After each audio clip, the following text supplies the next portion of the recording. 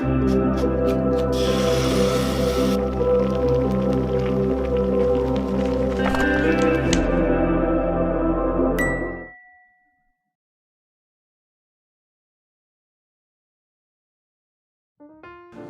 이제 1장이랑 2장 좀 제가 같이 볼 건데 일단은 시작이 아하수에로 왕 때에 있었던 일이라고 하고 시작하는데 네, 선생님 질문 있습니다. 네, 벌써? 아하수에로 왕은 어떤 왕이죠? 아하수에로 왕은 네. 제가 선생님인가요? 그런데 네. 이제 그 세계사의 페르시아의 왕인데 페르시아 왕자. 페르시아 왕자. 페르시아는 이제 지금의 이란 이란. 그런 곳인데 이 페르시아의 왕이었던 아하수에로, 그러니까 세계사에서는 크세르크세스라고 얘기하고, 이제 이 사람이 했던 게 이제 3차 페르시아 전쟁, 그러니까 이제 그리스를 정복하기 위해 떠났던 그 전쟁이 있는데 이제 그 전쟁을 일으켰던 사람이고, 그 아하수에로가 왕위에 있은 지 3년, 그러니까 사실은 그 3차 페르시아 전쟁 하기 전인 상황이거든요. 저희가 그 끼니 북상에 대한 이야기를 사실 하고 있는 거잖아요. 근데 그 기억나는지 모르겠는데 그 커피 브레이크 할 때 보면 사실은 우리가 성경 묵상할 때 있어서 제일 그 중요한 것 중에 하나가 뭐냐면 관찰이죠. 뭐 예를 들면은 이 1장 그 우리 6일날 화요일날 본문을 봤을 때 관찰했을 때 특별히 걸리는 게 뭐가 있는 것 같아요? 뭐 여러 가지가 있을 수가 있는데 사실 저 같은 경우는 제일 처음에 보였던 게 뭐냐면 잔치를 180일 한다는 거였어. 6달.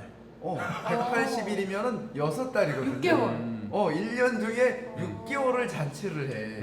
사이즈 장난 아니네요. 사이즈 장난 아니죠. 근데 요거는 이제 물론 전 국민을 대상으로 하는 건 아니고 고위 관료들을 관료들. 대상으로. 아무리 그렇다도 고위 관료들이 6개월 동안 퍼마시고 잔치만 했단 말이지. 나랑 누가 지키나. 그러니까 얼마나 잘 살았나 하는 것도 물론 알 수가 있는 거고.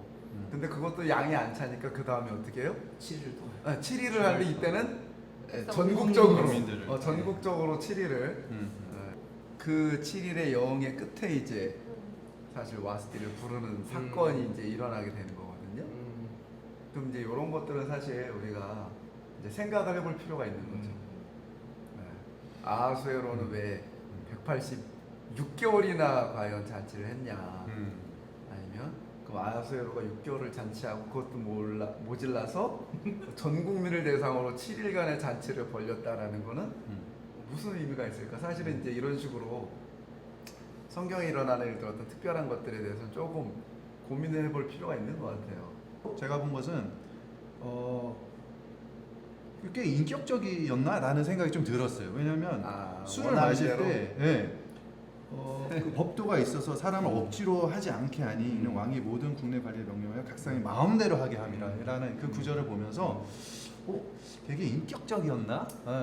그 전에는 그냥 술만 흥청망청 마시고 그냥 즐기는 그런 일은 잘 하지 않는 그런 왕으로 보였는데 근데 한편 잘 모르겠어요. 근데 한편 또 들었던 생각은 그만큼 좀 성대한 잔치였다라는 좀 그런 생각이 들었어요. 그러니까 제한을 없애버린 거죠. 다 즐기십시오. 마음대로 즐기십시오라는.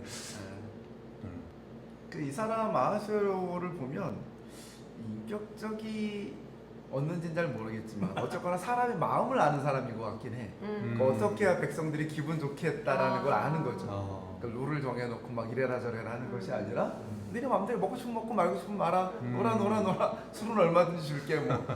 이런 거니까 사실은 상당히 그런 쪽으로는 어떻게 보면 이 큰 제국의 왕이었기 때문에 사실은 뭐 그런 평가들이 있잖아요. 즉흥적이다, 폭력적이다 뭐 이런 얘기도 하지만 사실 그렇게 멍청하거나 무식했을 것 같진 또 않아요. 딱 백성들의 마음을 알고 그렇게 다스릴 수 있는 그런 어떤 능력이 있었는데 왕후의 마음은 몰랐고 둘이 서로 마음이 안 맞았다고 할 수도 있겠고 마음대로 되지 않고 그 와이프가 자기 마음대로 되지 않고 지금 경화관 사님이 아주 그 중요한 제가 볼 때 포인트를 얘기해줬다고 생각하는데 결국 그 이 사람이 이 큰 제국을 다스리는 황제였지만 와이프를 어떻게 대해야 될지를 몰라가지고 마음을 상하게 하고 결국 삐지게 되는 이런 사건이 사실 나오잖아요. 이 비서관들? 비서는 아니구나. 이 형자? 그 신하들 지방관이라고 나오는데 본문에는 그죠. 지방관, 신하들, 현자들 이 사람들의 말도 되게 웃긴 것 같아.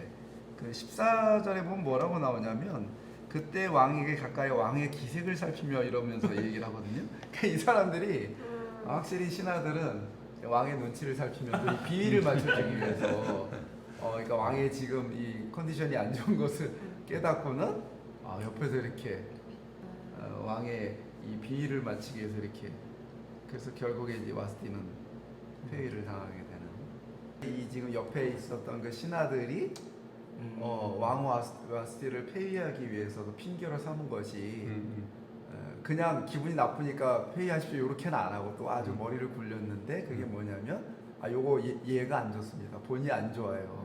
요렇게 하면 남자들 다 무시당할 거고 이 나라의 이 법도와 질서가 무너진다 이러면서 그런 얘기를 하거든. 그러니까 결국에는 자기들도 그런 꼴을 당하지 않겠다라는 그런 남자들의 의도 그런 게 있는 것 같아. 맞아요.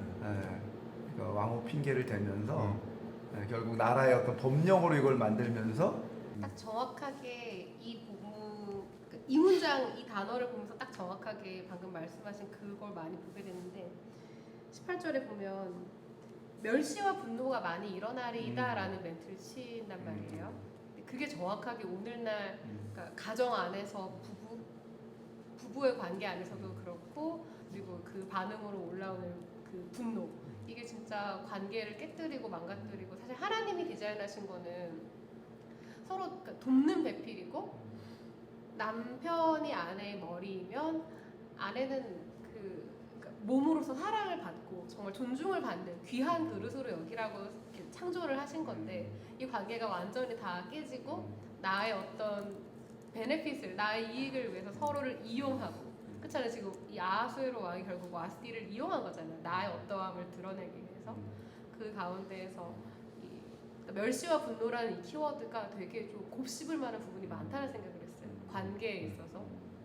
그리고 그걸 좀 뒤집어 보자면 내가 정말 상대방을 대할 때 또 결혼하신 분들은 이제 배우자를 저는 아직 결혼 안 했지만 배우자를 대할 때 어떻게 대해야 할까 하나님이 창조하신 원리대로 대한다는 거는 어떤 것을 기대하고 어떤 것을 내가 주어야 할까 그래요. 그래서 사실은 이제 저희가 1장을 지금 했는데 1장에서 이제 우리 성도분들이 가져볼 수 있을 만한 질문 사실 본문이 그렇게 막 복잡하고 어려운 건 아닌데 이 본문을 그냥 이렇게 쫙 관찰하고 읽어봤을 때 가질 수 있는 그 질문이 왜 아하수에로 왕은 이렇게 무리해 보이는 그런 잔치를 벌였을까 그런 것들 한번 생각해 보시고 유튜브 댓글에 남겨주시면